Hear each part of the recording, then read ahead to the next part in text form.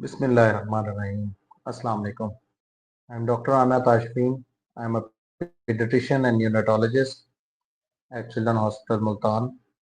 Today we are going to discuss about neonatal resuscitation, and this is the part one, which is specially concerned about preparation for the neonatal resuscitation. As you know, neonatal mortality rate in Pakistan is quite high. It is 38 deaths per thousand live births as of 2023.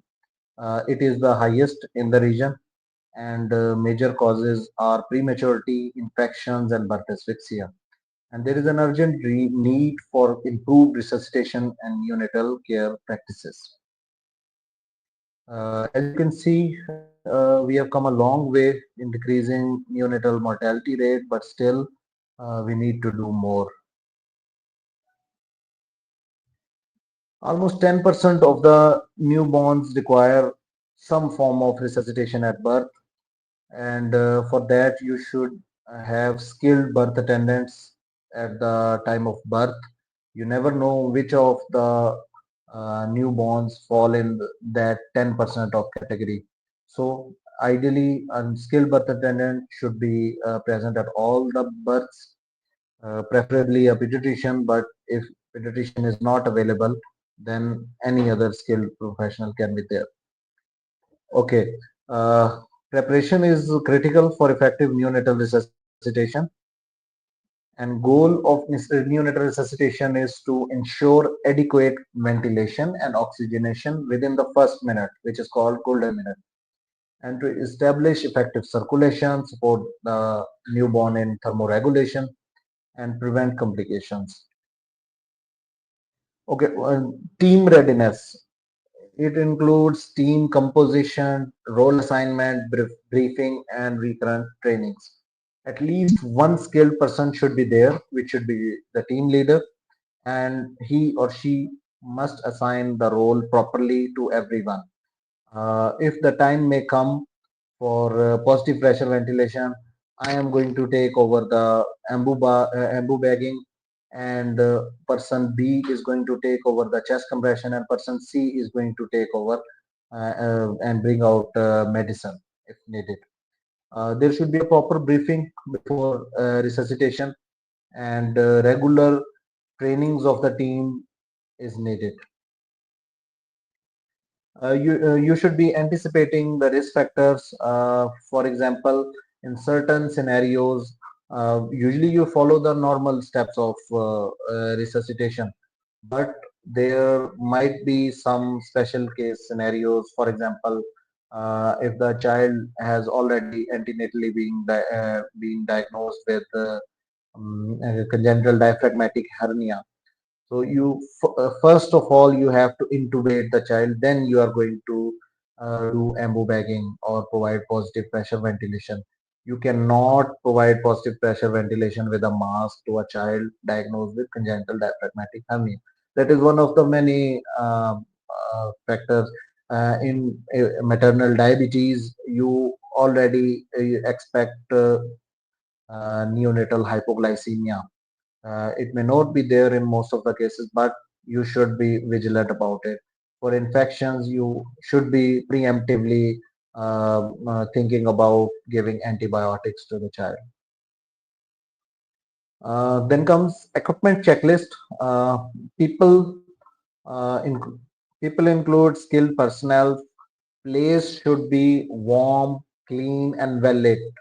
Where the resuscitation is being carried out, the room should not have uh, you know air coming out, coming inside from one side and going in. It should not be windy, and it should be properly warm.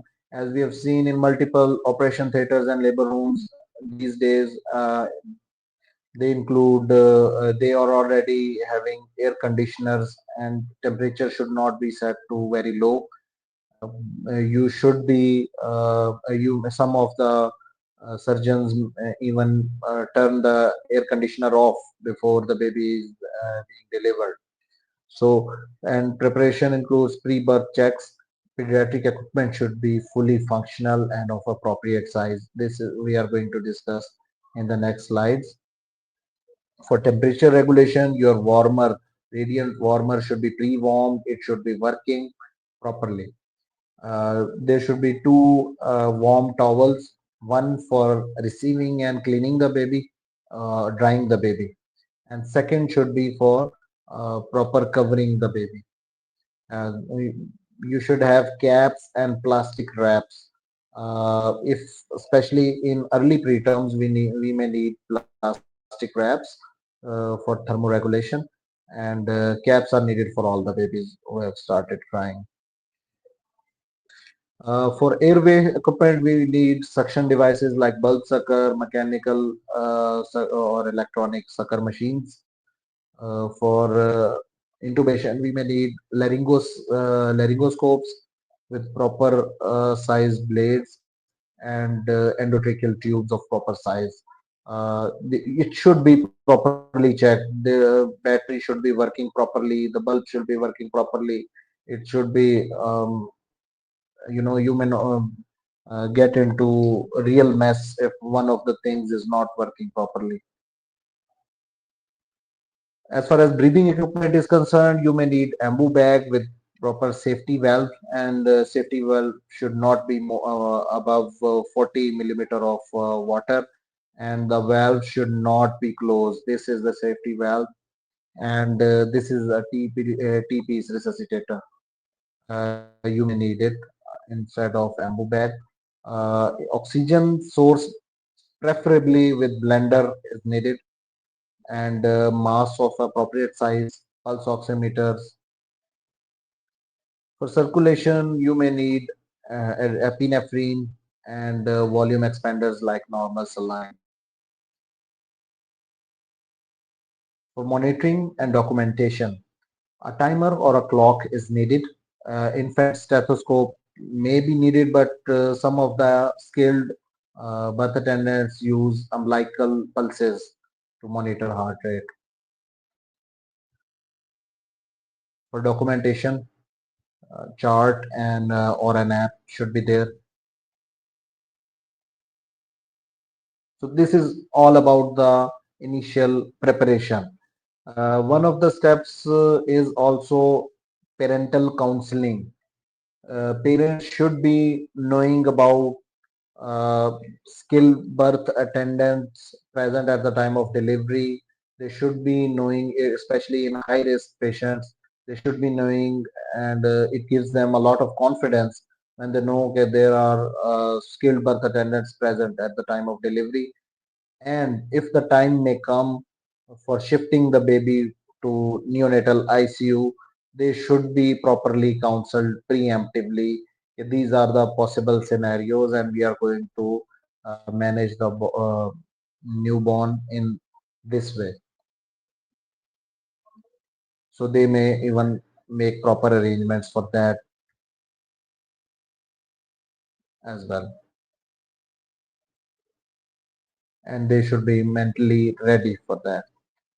Within the first golden minute, the emergency actions which are taken are warming the baby, positioning airway, clearing secretions, and stimulating. Usually, while drying the baby is already stimulated and starts breathing.